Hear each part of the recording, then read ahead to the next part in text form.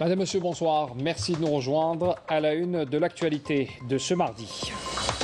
Une présence algérienne remarquable en Éthiopie à l'occasion de l'installation du nouveau gouvernement de ce pays. Le chef de la diplomatie, Ramtan Lamamra, représentant le président de la République, a eu plusieurs rencontres en tête-à-tête, notamment avec la présidente de l'Éthiopie et le président sénégalais.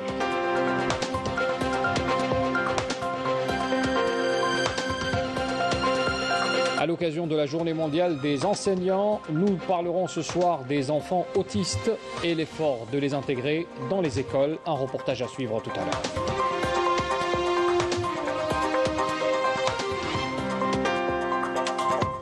Le métro d'Alger reprendra du service ce jeudi avec pour mesure sanitaire la multiplication des rames journalières. Dans la foulée, le ministre des Transports s'est rendu sur le chantier de l'extension du métro d'Alger entre Al-Harrach et l'aéroport international. Et puis l'agriculture, on en parle aussi avec cette exploitation pionnière dans la culture in vitro des arbres fruitiers. Son taux de production est impressionnant, plus de 6 millions de plants par an. Également un grand format à suivre dans ce journal. Voilà pour les principaux titres de l'actualité. Et avant de les développer, d'abord, le Premier ministre, ministre des Finances, Ayman Ben Abdelrahman, a procédé ce mardi à l'installation des ateliers de révision du code de la commune et du code de la wilaya. C'est ce qu'indique un communiqué des services du Premier ministère. Les ateliers de révision des textes des trois donc sont composés des représentants des deux chambres du Parlement, de Wali, ainsi que les représentants des départements ministériels concernés. Le Premier ministre a rappelé lors de cette cérémonie que la révision des textes régissant les collectivités locales et territoriales intervenait en application des directives du président de la République données au gouvernement pour la refonte du cadre juridique inhérent à la gestion locale. Il a souligné également l'importance à accorder au rôle économique des communes à l'effet de permettre l'émergence d'une véritable économie locale qui constitue un des fondements du développement et de la croissance économique de notre pays, avait encore indiqué Ayman Ben Abdelrahman. En outre, les travaux de ces ateliers qui seront dirigés par le secteur de l'intérieur permettront le renforcement de la décentralisation prônée par les pouvoirs publics, sachant que les travaux de ces ateliers doivent être achevés avant la fin de l'année en cours par la proposition d'instruments juridiques appropriés dans ce domaine.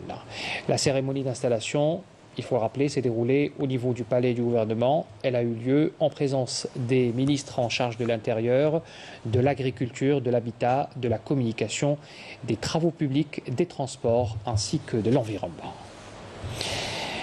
Le ministre des Affaires étrangères et de la communauté nationale à l'étranger, Ramtan Lamamra, a été reçu à Addis Abeba par la présidente de la République démocratique fédérale d'Éthiopie, Sahle Work Zewde.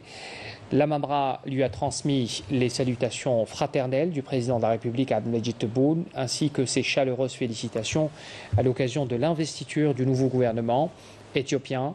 Pour sa part, la présidente d'Éthiopie s'est félicitée de la participation algérienne remarquable à la cérémonie d'investiture du nouveau gouvernement éthiopien, réaffirmant l'attachement de son pays au partenariat stratégique avec notre pays, tout en consolidant la coopération bilatérale dans plusieurs domaines vitaux.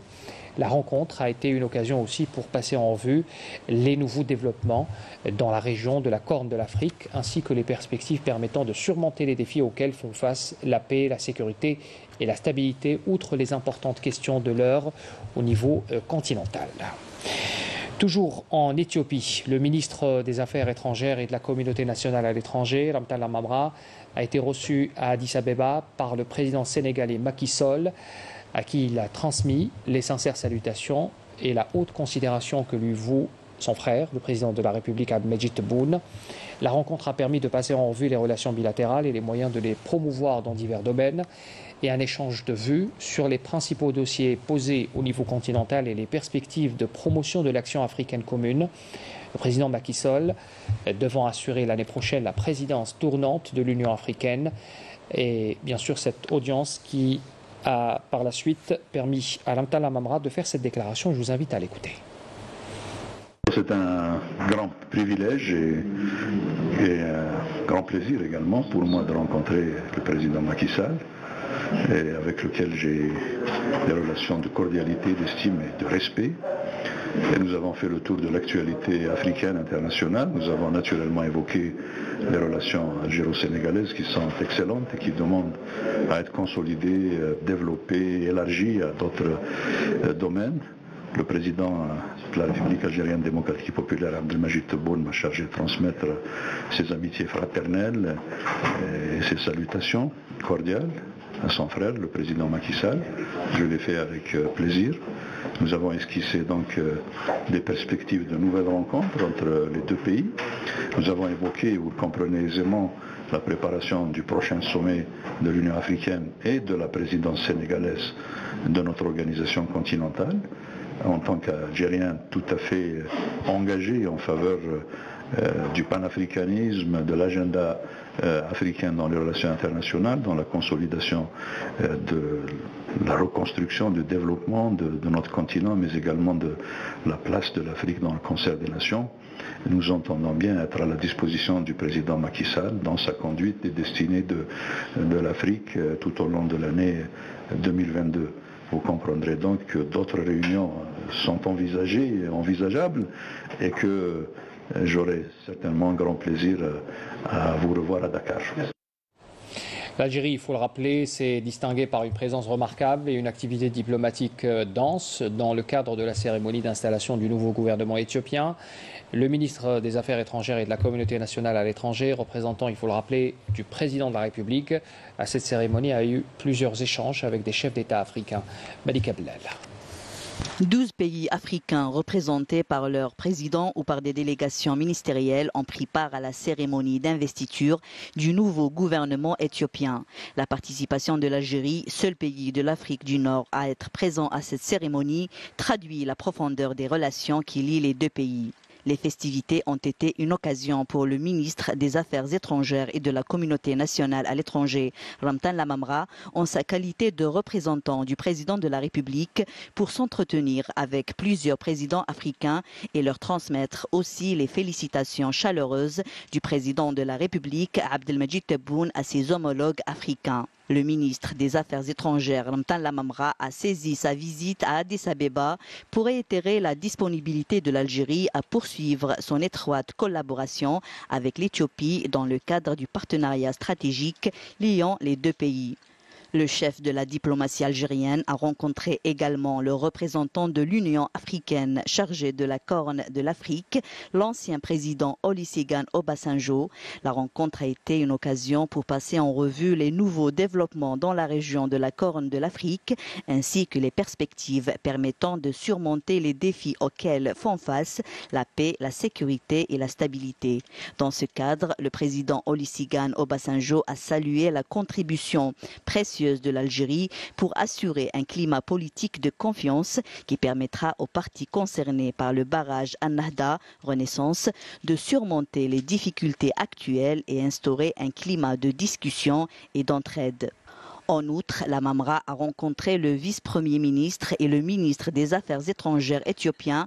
Ils ont échangé leur point de vue sur la situation continentale et internationale. Le ministre des Affaires étrangères et de la communauté nationale à l'étranger, Ramtan Lamamra, s'est entretenu avec le secrétaire exécutif de l'instance gouvernementale de développement en Afrique du Nord, à l'IGAD, une rencontre durant laquelle plusieurs dossiers importants ont été évoqués.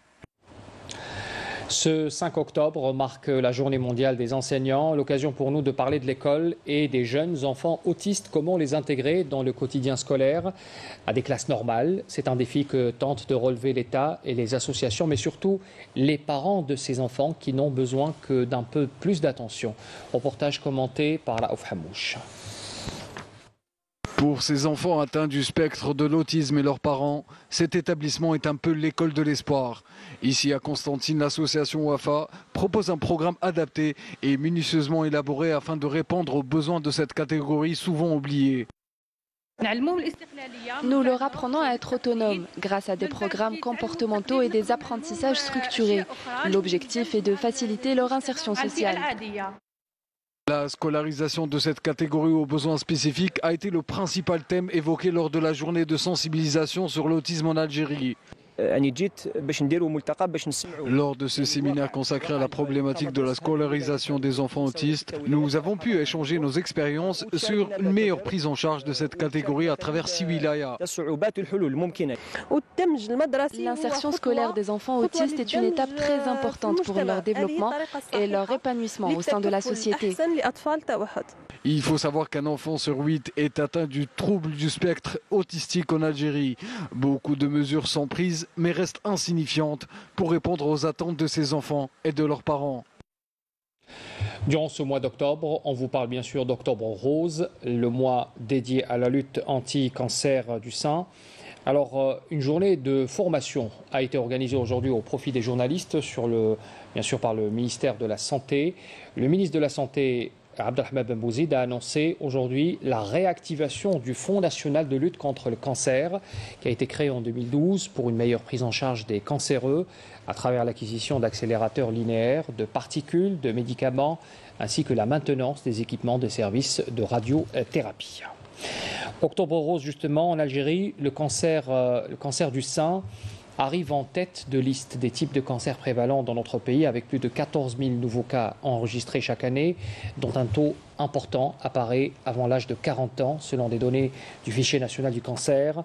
L'association Al-Fajr fait partie de ces collectifs qui organisent durant ce mois ces journées d'information et de sensibilisation. Reportage Sabrina Khlifi. À l'occasion de l'Octobre Rose, l'association organise plusieurs événements pour sensibiliser la population. Des chapiteaux seront installés chaque samedi au niveau du jardin d'essai d'Al-Hamma et chaque week-end au niveau des différents centres commerciaux d'Alger. En principe, nous avons à peu près dans l'ensemble une vingtaine d'associations, dont ceux qui sont au niveau du nord sont très très actifs, ceux qui sont un peu au niveau de la steppe un peu plus bas, moins, et puis ceux qui sont dans le sud, c'est le b.a.-ba de l'association, donc c'est pas évident. Aloued qui est au sud et que lui, bon, c'est l'un des anciens bureaux, il fait partie des premiers bureaux qui ont été installés. Cette catégorie de population, souvent originaire de régions loin, situées à l'intérieur du pays, n'a ni les moyens de faire face aux dépenses importantes de soins. C'est dans ce cadre que l'association intervient pour apporter son aide sur tout le territoire national. 2011. لقيت un kyste قالت لي suspect. عطاتني la biopsie. رحت l'hôpital Mustapha Delta, لقيته هو. Après 2-3 mois, j'ai été hospitalisée. Vous avez subi une ablation? Oui. حيتها gauche. Depuis 2013 وانا معاهم l'association. عاونوني بالبزاف. L'association Al-Fajr est une association à but non lucratif qui a pour mission l'accompagnement et la prise en charge des personnes nécessiteuses aux moyens très limités et atteintes de cancer. Les startups, l'un des créneaux les plus prometteurs en Algérie, l'État a mis les moyens pour les développer, pour être un des leviers de l'économie algérienne. Aujourd'hui, des mesures de facilitation et d'encouragement ont été consenties par l'État pour développer la start-up. Les experts du CNES, en collaboration avec l'ambassade américaine, ont évoqué ces questions lors d'une rencontre. Nessalé Ben Saïdi. Créer un environnement favorable en vue d'atteindre de meilleurs taux de viabilité et de pérennité pour les startups, notamment dans le domaine des technologies de pointe, une stratégie élaborée lors de la rencontre sur la viabilité des startups activant dans le domaine des technologies de pointe. Nous avons travaillé depuis plus d'une année à créer un cadre réglementaire à même de permettre aux 600 startups de bénéficier de mesures fiscales incitatives. Nous avons aussi veillé à assurer des mécanismes de financement adaptés à la nature de l'activité de la start-up. Donc l'objectif aussi de cette rencontre est de réunir aussi les ingrédients de la réussite. Chercher quels seraient aussi les meilleurs moyens pour faire évoluer ces start-up. Il y a du capital humain. Ce sont les start-upers eux-mêmes. Il y a tout ce qui est incitation fiscale, parafiscale. Cette stratégie nationale vise aussi à assurer un encadrement public et privé pour les start-up. Aujourd'hui, nous avons assez de chercheurs en Algérie, assez demain d'ingénieurs et de gens capables, bien sûr, d'innover pour pouvoir permettre demain d'avoir un autre mode de fonctionnement économique. Cette rencontre a été marquée par le lancement de plusieurs projets de partenariat entre les instances algériennes et les partenaires américains en matière d'appui et de promotion des startups. Les États-Unis sont déterminés à développer leur coopération avec l'Algérie et en particulier des partenariats économiques qui va simplifier. Ce séminaire s'inscrit dans le cadre du renforcement du rôle des startups dans la nouvelle stratégie économique nationale en vue d'encourager l'entrepreneuriat pour sa contribution à la création d'une valeur ajoutée à l'économie nationale. Le métro d'Alger reprendra du service ce jeudi avec pour première mesure sanitaire la multiplication des rames journalières. C'est ce qu'a décidé le ministre lors d'une sortie faite ce mardi. Et puis dans la foulée, le ministre des Transports s'est rendu aussi sur le chantier de l'extension du métro d'Alger entre le Harrach et l'aéroport international. Cosider, maître d'ouvrage, vient d'achever le tunnel jusqu'à la station de Bab Zouar. Yasmine Messoudi. C'est un moment que les ouvriers du chantier M28 attendaient depuis longtemps, l'arrivée du tunnelier à la station de Bab Zouar. Cet exploit fait partie du projet d'extension de la rame du métro d'Alger sur une longueur de 9,5 km allant de la station d'El Harrach vers l'aéroport d'Alger, Houari Boumediene.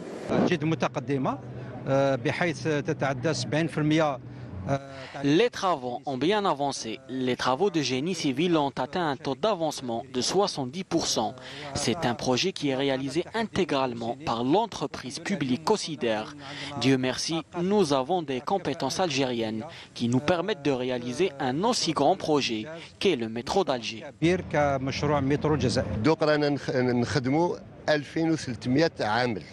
Le projet compte pas moins de 2300 employés. Les travaux de l'entreprise Cosider s'achèveront au plus tard en décembre 2023.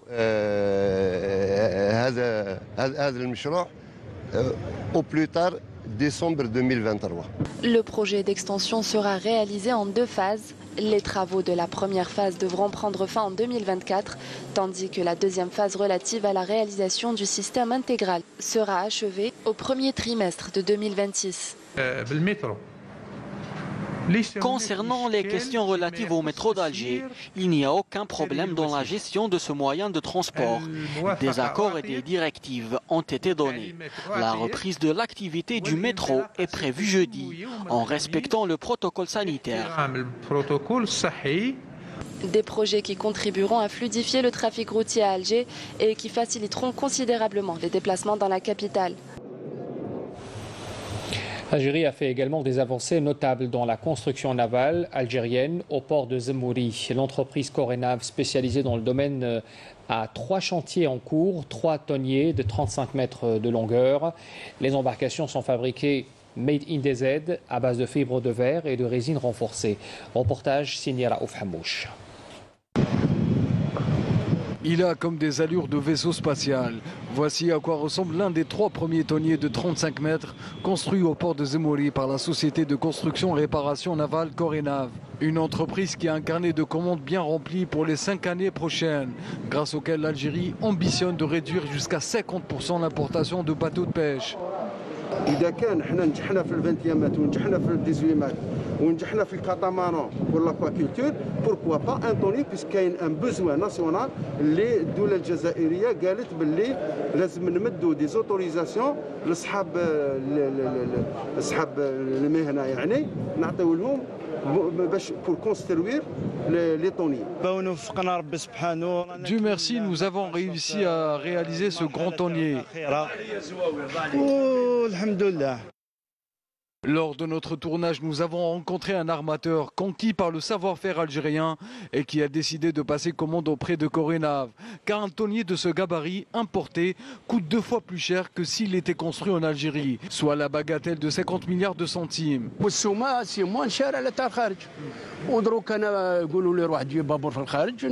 Le prix des tonniers ici est beaucoup plus abordable que celui vendu à l'étranger. Aujourd'hui, je suis agréablement surpris par le savoir-faire algérien. Je suis un ancien marin et je peux vous dire que ces tonniers sont meilleurs que ceux construits à l'étranger.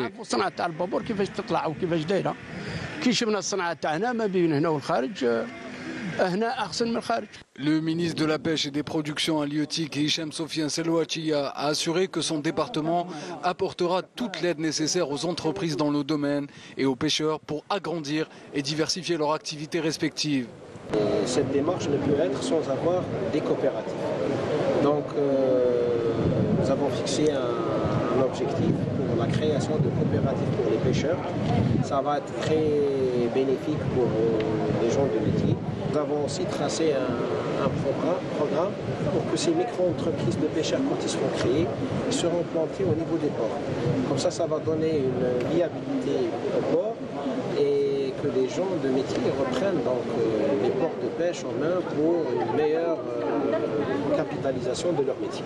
Un pêcheur il peut bénéficier de tous les dispositifs de financement de l'État comme la NAD, l'OGM, l'ACMAC. Au terme de sa visite, Selouachi a pris connaissance du plan d'amarrage et du taux d'avancement de travaux au niveau du port de pêche de Zemouri. Il a aussi écouté les préoccupations des marins pêcheurs, artisans et autres opérateurs économiques de la région. On jette un petit coup d'œil sur les cours du pétrole qui sont orientés à la hausse ce mardi au lendemain de la décision de l'OPEP et ses alliés de poursuivre l'application en novembre prochain de la décision de la 19e session de leur réunion ministérielle. Cette décision porte sur une augmentation de la production de 400 000 barils par jour à partir du mois d'août. Alors le prix du baril du Brent de la mer du Nord pour livraison en décembre affiche les 81,73 $ à Londres. Il faut rappeler que le Brent est le pétrole de référence pour le Sahara Blend algérien. Nous allons passer à présent vers le volet agriculture pour vous parler d'abord de la commune d'Aflou. Aflou qui se trouve à Larouat, elle est classée parmi les premières régions productrices de pommes de terre. Néanmoins, le rendement de cette année est jugé moyen en raison d'une sécheresse vécue ces derniers mois. Nesselim Ben Saïdi. Avec une superficie de plus de 400 hectares dédiée exclusivement à la culture de la pomme de terre, la commune de Aflou a enregistré cette année un rendement agricole allant de 290 à 350 quintaux par hectare, une production jugée moyenne par les agriculteurs. Cette année, la production est en baisse par rapport à l'année dernière. Les engrais ont fait défaut cette année. La région compte plus de 600 agriculteurs spécialisés dans la culture de la pomme de terre. Malgré une baisse de rendement due principalement à une faible pluviométrie, la commune a quand même pu couvrir les besoins de la wilaya de Larouat et même des wilayas limitrophes. Je viens de Biskra. Une fois par semaine, je charge dans mon camion entre 300 à 400 quintaux. Malgré une baisse de rendement cette saison, la wilaya continue à couvrir les besoins des autres régions. La direction des services agricoles a déployé d'importants moyens pour augmenter la production et arriver à un rendement global estimé à 1 150 000 quintaux à l'hectare. Classée parmi les zones les plus importantes en matière de production de la pomme de terre, la commune de Aflou a enregistré la dernière saison un rendement agricole estimé à 400 quintaux par hectare, soit une production de plus de 40% par rapport à cette année. L'agriculture maîtrisée, on en parle aussi avec la filière arboricole et pour parler de cette exploitation pionnière dans la culture in vitro des arbres fruitiers. Son taux de production est impressionnant, plus de 6 millions de plants par an et sa production alimente plusieurs pépinières et exploitations agricoles à travers tout le pays. Reportage Sihem Kenouch. Spécialiste dans la production de porte-greffes et d'arbres fruitiers issus de la multiplication in vitro. Le secret de cette exploitation est dans ces flacons. Ces bocaux vont recevoir une semence qu'on va cultiver dans un laboratoire. Une fois la semence dans les bocaux, la germination commence et on finit par avoir des plants qu'on va transplanter. Alors, la culture in vitro, c'est une technique de multiplication des plants à partir d'un fragment végétal ou d'un bourgeon du pied mère. Donc, elle consiste à prendre un fragment ou bien un bourgeon du plant mère et on le repique dans un milieu nutritif artificiel et stérile. L'opération doit être effectuée dans un milieu strictement stérile. Les plants retrouvent enfin la terre, où elles vont pousser dans un milieu qui se rapproche de leur milieu naturel. Ici, on trouve des oliviers, des grenadiers, beaucoup d'arbres forestiers et tant d'autres espèces. Après la transplantation, les plants passent par la serre d'élevage. ومن بعد تروح لاسير تاع واسمو لاسير فينال يعني لومبريير وين لا كوميرسياليزاسيون تاع لو بلان. اونتر هاد لي زيتاب كاين ايتاب تاع لو غريفاج. L'exploitation s'étend sur plus de 5 hectares. Sa capacité de production dépasse les 6 millions de plants par an. Elle alimente beaucoup de centres de recherche et de nombreuses pépinières à travers le pays. Mais elle se trouve à Blida, dans la région de Beni Tamou. Dans l'actualité aussi, les unités de l'armée populaire de libération sahraoui ont mené de nouvelles attaques contre les positions des forces de l'armée d'occupation marocaine dans les secteurs de Bekari, Smara et Oumdrika. C'est ce qu'indique un communiqué militaire numéro 327 du ministère sahraoui de la Défense. Les offensives de la PLS se poursuivent ciblant les retranchements des forces d'occupation marocaines qui ont essuyé des pertes humaines et matérielles importantes le long du mur de la honte. Le Parlement libyen a adopté la loi électorale régissant les élections législatives plus de 3 semaines après la ratification d'un texte controversé encadrant le volet présidentiel d'un double scrutin crucial pour l'avenir du pays, prévu en décembre. Le Parlement a diffusé un communiqué dans lequel il affirme qu'avec l'adoption de cette loi, l'une des périodes les plus périlleuses de l'histoire récente de la Libye se ferme après des années d'instabilité, de guerre et de chaos. Et puis l'équipe nationale de football a entamé ce lundi un stage au centre technique national de Sidi Moussa en présence de 24 joueurs et en l'absence du milieu de terrain Sofiane Fourouli et du défenseur Lami Ben Sabaini. Les 2 joueurs en question devraient ainsi déclarer forfait pour le prochain match prévu vendredi au stade Mustafa Tchaker de Blida, alors que leur participation au second rendez-vous prévu mardi 12 octobre au stade de Général Seyni Kounché de Niamey reste incertaine. Le sélectionneur national Jamal Belmadi a dirigé en fin d'après-midi la première séance d'entraînement en présence pour la première fois du jeune attaquant du FC Lugano, Mohamed Amin Amoura, 21 ans tout juste, et du milieu offensif du stade de Reims, Ilan Kaïs Kebel. Sarah Derbal avait assisté à cette séance tout à l'heure. On la retrouve en différé pour plus de détails.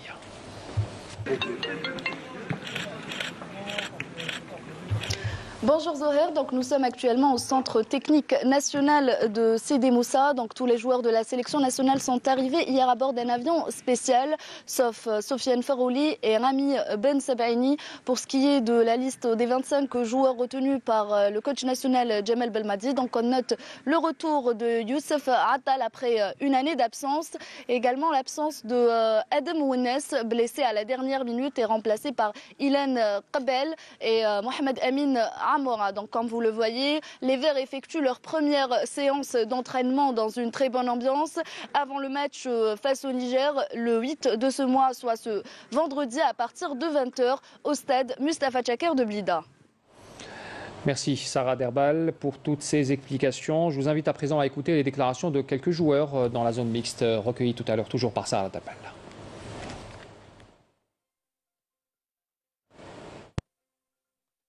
Non, j'ai été très bien intégré par le groupe. Voilà, c'est un groupe qui vit bien et ils m'ont directement mis à l'aise et non, ça fait plaisir d'être là et voilà, je suis bien.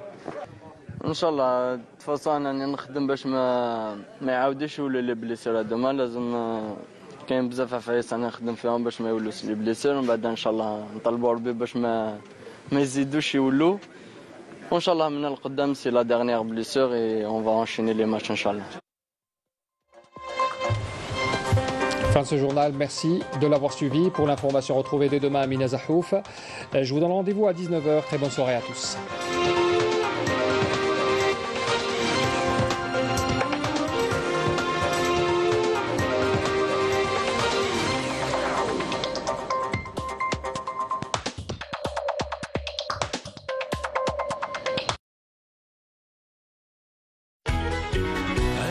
هذيك الدار